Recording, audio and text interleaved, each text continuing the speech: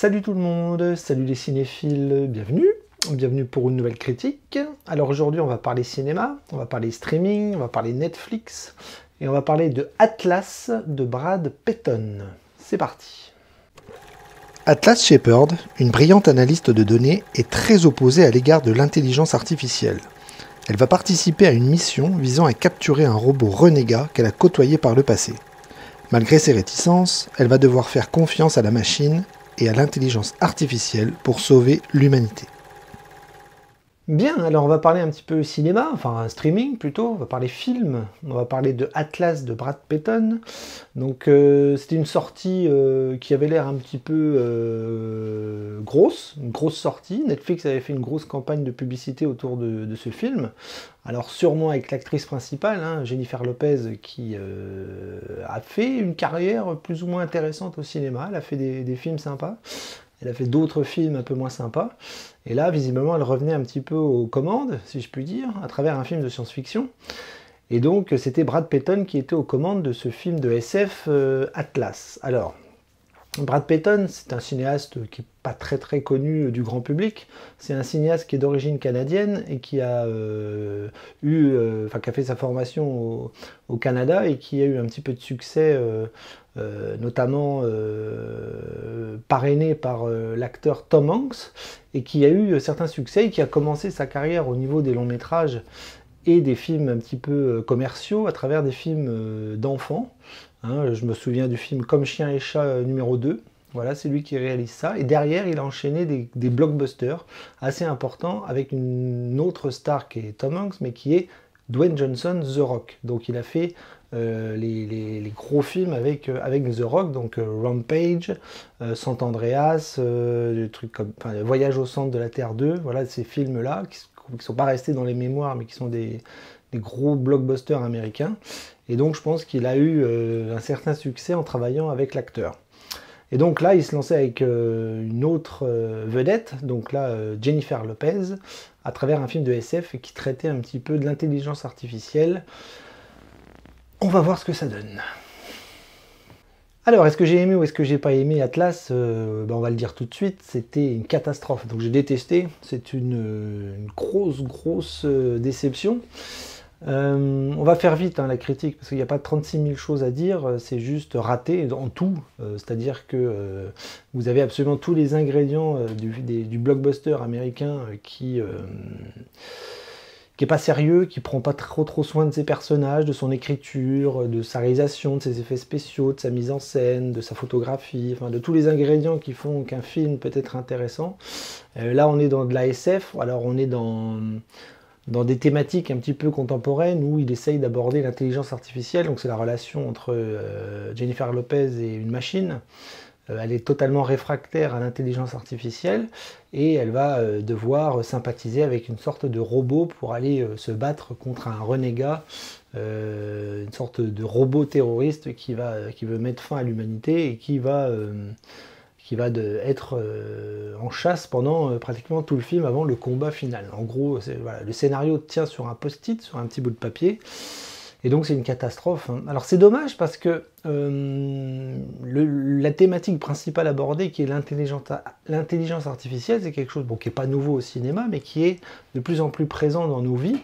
Le rapport aux machines, le rapport aux robots, le rapport à cette intelligence artificielle au niveau des ordinateurs qui est de plus en plus forte, de plus en plus puissante et qui est même quasiment en train de prendre le pouvoir, notamment dans tous les métiers du monde, mais notamment dans le cinéma. On parle de scénarios écrits par des machines, on parle de plus en plus d'effets spéciaux où l'acteur disparaît derrière les images de synthèse.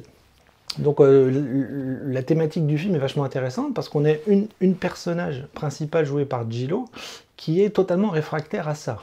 Donc on la voit entourée de machines qui sont plus ou moins originales, qui sont utilisées de façon originale. Donc il y a plein de petites scènes comme ça où on voit des robots qui sont là à parler, à être présents et puis qui font des choses assez rigolotes dans la mise en scène. Donc les robots sont plutôt rigolos. Puis très vite, on va tomber dans les bas-fonds de l'écriture scénaristique avec ce personnage qui, une fois qu'on a compris le rapport aux machines, va se retrouver à devoir se battre contre pas grand chose, parce que finalement, une fois que Jennifer Lopez est dans sa machine, dans son robot, il y a tout un univers autour qui disparaît complètement.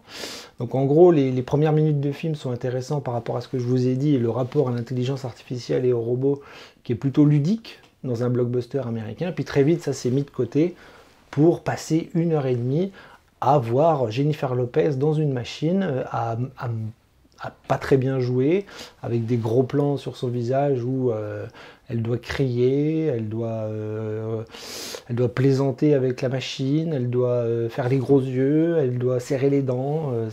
Voilà, on a beaucoup de gros plans de Jennifer Lopez.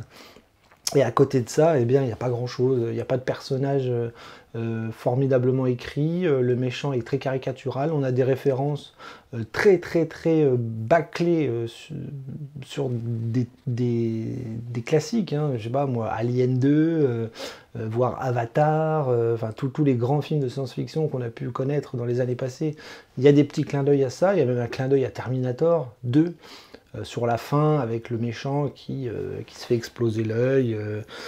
Enfin voilà, donc il y a toutes les thématiques autour de la robotisation et de l'intelligence artificielle qui auraient pu être vachement bien développées et qui ne le sont pas, donc qui sont mis de côté et qui sont totalement mis à la poubelle. Donc du coup on se retrouve avec un blockbuster d'1h30 sur un gros plan de la tête de Jennifer Lopez qui souffre dans sa machine et qui va devoir se battre contre un robot déjà vu 1000 fois dans les films américains auparavant. Donc c'est vide, c'est creux, c'est mal fait, les effets spéciaux sont pas très beaux, la mise en scène est plate, le scénario est très mal écrit, donc il n'y a vraiment rien à sauver. Je vous dis, l'interprétation même des acteurs n'est pas très bonne. Jennifer Lopez n'est pas une immense actrice, ça c'est une évidence. Donc le film tombe à l'eau, le film n'est pas bon, et du coup on se retrouve avec un nouveau film Netflix totalement inutile. Eh bien, ma note n'est pas très surprenante, hein. J'ai mis un C+, c'est-à-dire que c'est une note négative, hein. C'est vraiment pas bon. J'ai mis un petit plus à la lettre C par rapport à la thématique abordée qui, pour moi, est intéressante et aurait pu, voire aurait dû être développée un peu plus. C'est pas le cas, donc le film tombe à l'eau. Et je pense que dans les mêmes thématiques, il y a des tas et des tas de chefs-d'œuvre dans le cinéma américain qui peuvent être vus à la place de celui-là. Et donc voilà, on va pas s'attarder sur la note. C'est pas bon, c'est pas bon, c'est pas bon, c'est pas bon. Et bien voilà, on va conclure cette vidéo par le fait que je ne vais pas vous encourager à aller voir Atlas de Brad Peyton. Voilà, c'est pas un grand cinéaste, c'est pas un grand film, il n'y a pas grand chose à sauver dans cet Atlas. C'est dommage parce que Netflix continue de nous abonder de films médiocres. C'est bien dommage. Alors je vois sur les réseaux sociaux qu'il y a quelques-uns qui ont aimé ce film. Je suis assez stupéfait parce que franchement, thématique forte, développement catastrophique, alors que des films qui ont traité du même sujet, il y en a des tas et des tas et des tas. Je ne vais pas vous les citer parce que je vous en ai déjà parlé il y a quelques secondes. Mais non, on ne peut pas sauver Atlas, c'est vraiment c'est laid, c'est mal écrit, c'est mal interprété, c'est pas très divertissant au final, donc non, on abandonne. Et bien sur ce, je vous dis à bientôt. Je continue de vous dire que ça serait sympa que vous vous abonniez à la chaîne, hein, c'est gratuit, ça fait plaisir. Parlez-en autour de vous si vous aimez ce que je fais. Et puis en attendant, je vous dis à bientôt, à très vite, et coupez.